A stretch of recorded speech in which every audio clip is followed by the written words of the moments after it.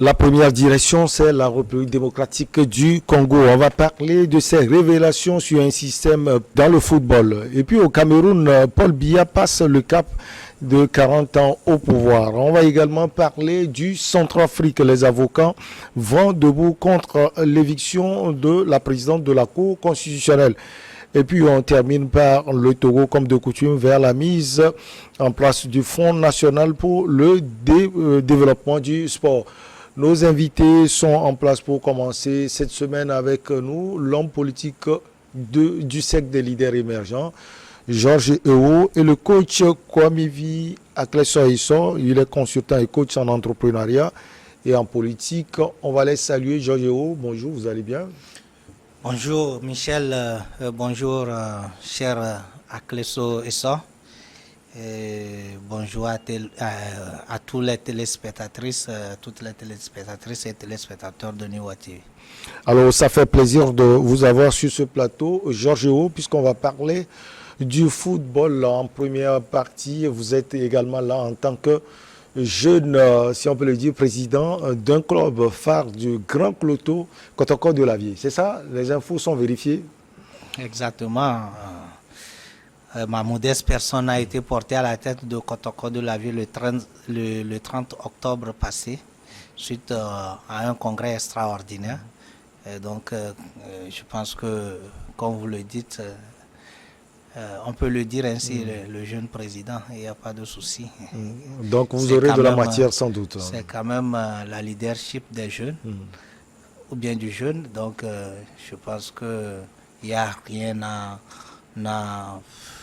d'animosité dans ce que vous êtes en train de dire ou que les gens vont dire.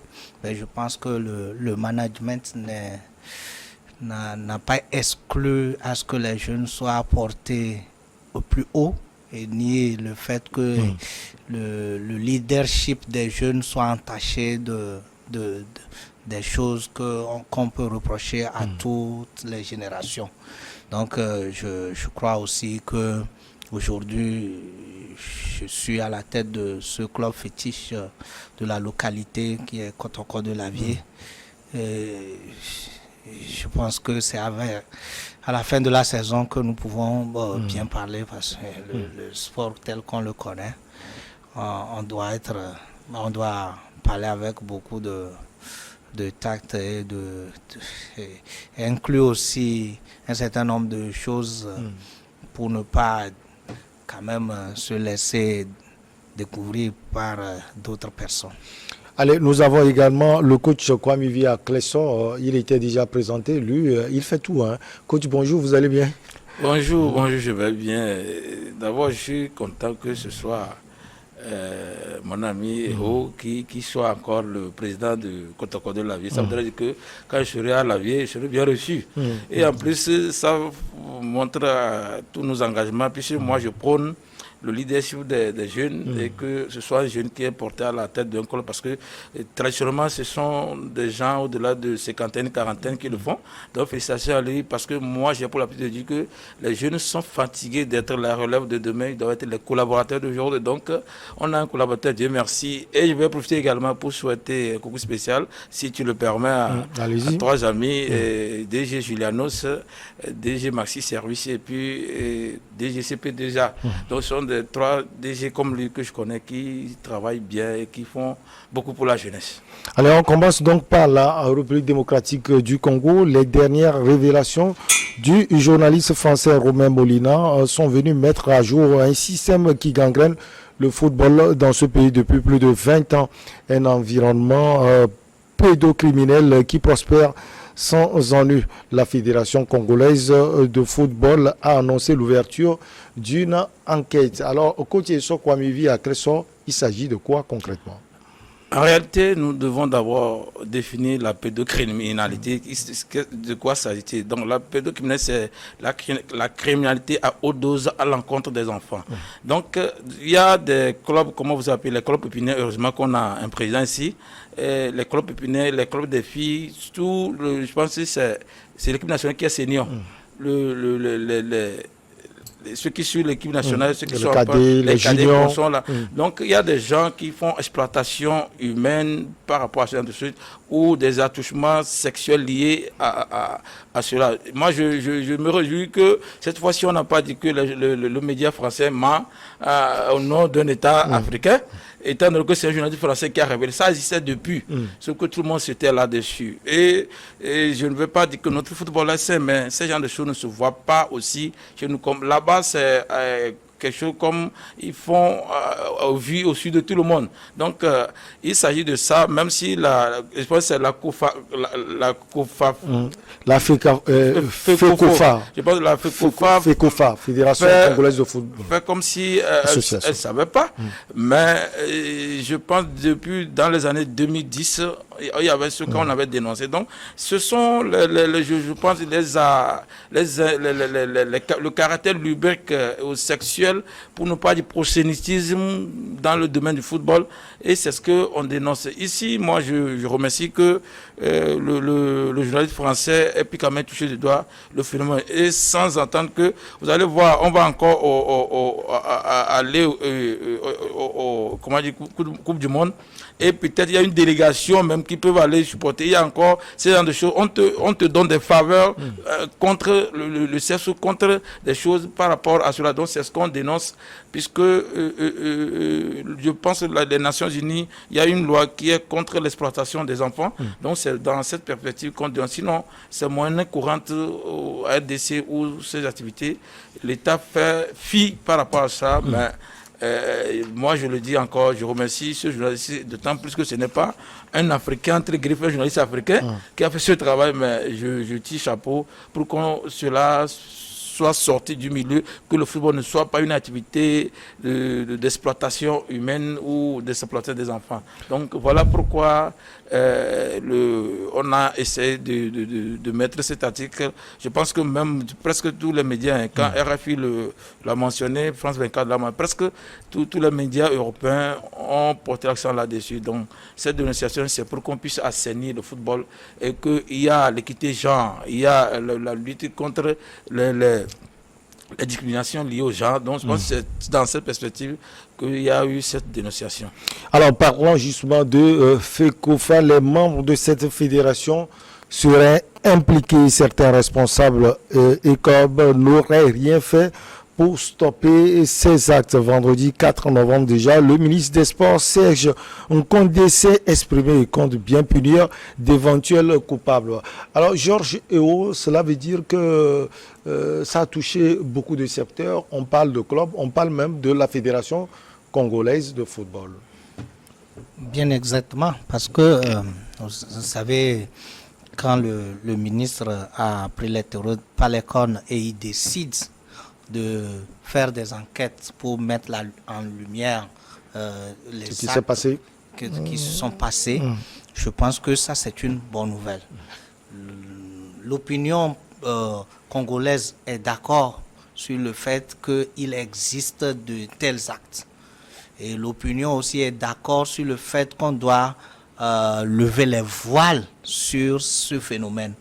Et plus loin, il y a certains qui soutiennent même à ce qu'on puisse même arrêter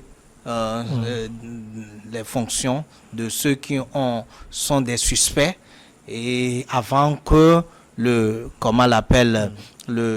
la procédure d'enquête n'aboutisse, pour qu'ils ne puissent pas bousiller un certain nombre de preuves avant que la procédure n'aboutisse. Il est aussi vrai que, comme vous l'avez souligné tout à l'heure, le secteur, les secteurs ou bien beaucoup de secteurs, beaucoup d'institutions impliquées dans le football sont impliquées et dans ces genres de choses. Et je vois aussi le lexical qui a été employé. Vous voyez, on parle de pédocriminalité au lieu de pédophilie.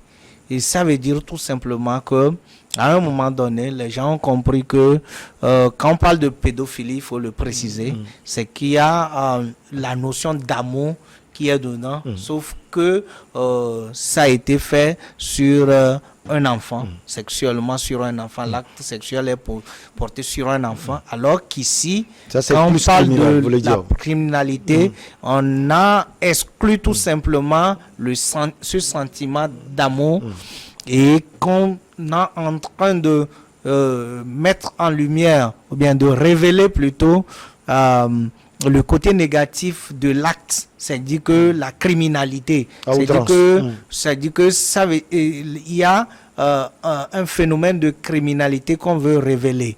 Donc aujourd'hui, je pense que la RDC a de quoi quand même à arrêter ce comportement-là qui va forcément détruire l'image du football congolais.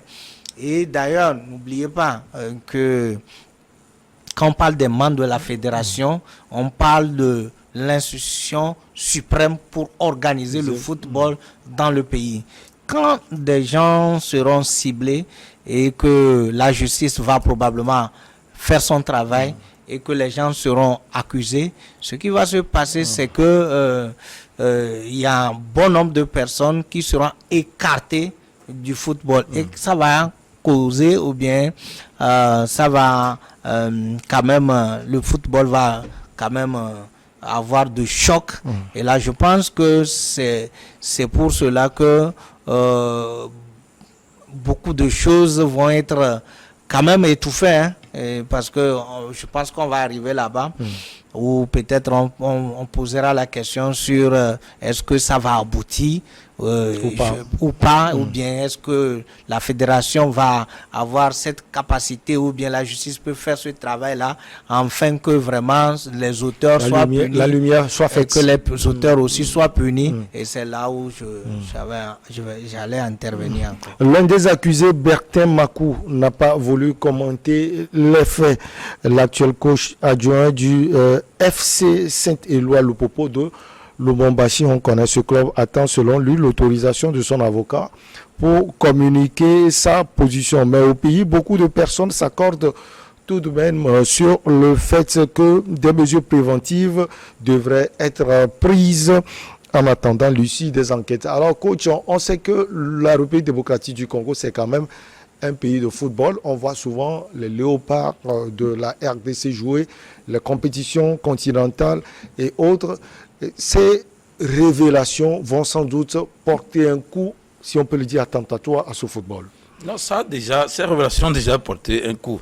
C'est-à-dire que si ce n'est pas que cela venait d'un journaliste étranger, je pense qu'on allait étouffer cette affaire dans l'œuf.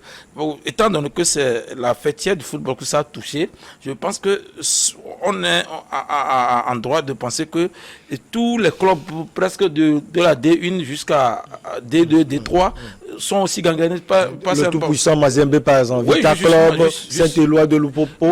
Maintenant, on va comprendre que peut-être il y a des avantages qu'on a donnés, il y a des faveurs qu'on a données à certains clubs par rapport à cela. Et des révélations risquent même de toucher certains anciens entraîneurs. C'est pas que quand on dit 10 ans, au-delà d'une décennie, ça veut dire que ça a commencé vers 2010 jusqu'à maintenant. Donc, il y a beaucoup de personnes qui seront touchées.